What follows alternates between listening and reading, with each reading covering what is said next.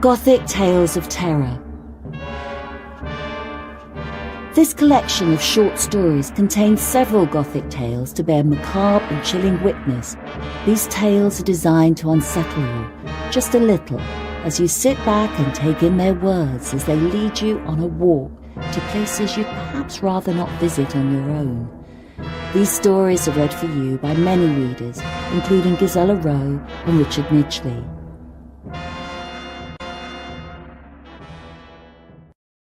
The Mark of the Beast by Rudyard Kipling.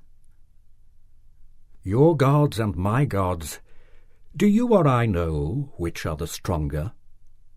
Native Proverb. East of Suez, some hold, the direct control of Providence ceases. Man being there handed over to the power of the gods and devils of Asia, and the Church of England Providence only exercising an occasional and modified supervision in the case of Englishmen. This theory accounts for some of the more unnecessary horrors of life in India. It may be stretched to explain my story. My friend Strickland of the police, who knows as much of natives of India as is good for any man, can bear witness to the facts of the case. Dumoise, our doctor, also saw what Strickland and I saw. The inference which he drew from the evidence was entirely incorrect. He is dead now. He died in a rather curious manner which has been elsewhere described. When Fleet came to India, he owned a little money and some land in the Himalayas, near a place called Dharamsala. Both properties had been left him by an uncle, and he came out to finance them. He was a big, heavy, genial and inoffensive man. His knowledge of natives was, of course, limited, and he complained of the difficulties of the language.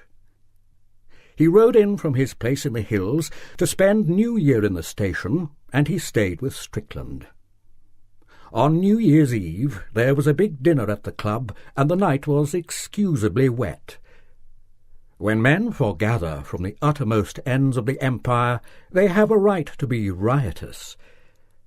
The frontier had sent down a contingent of catch-em-alivos, who had not seen 20 white faces for a year, and were used to ride 15 miles to dinner at the next fort, at the risk of a Khyberee bullet where their drinks should lie.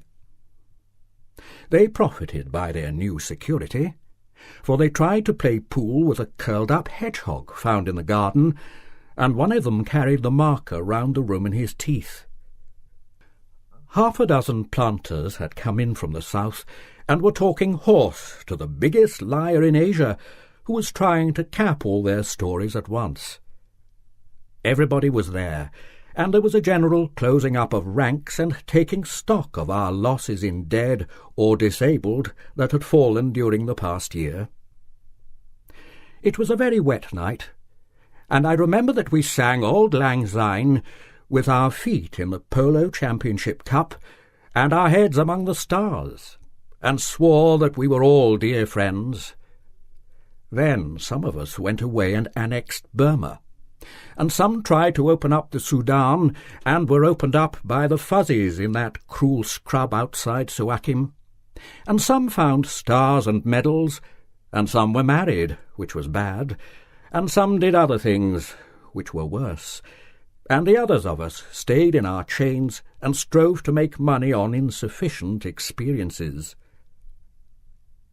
Fleet began the night with sherry and bitters, drank champagne steadily up to dessert, then raw rasping Capri with all the strength of whisky, took Benedictine with his coffee, 4 or 5 whiskies and sodas to improve his pool strokes, beer and bones at 2:30, winding up with old brandy.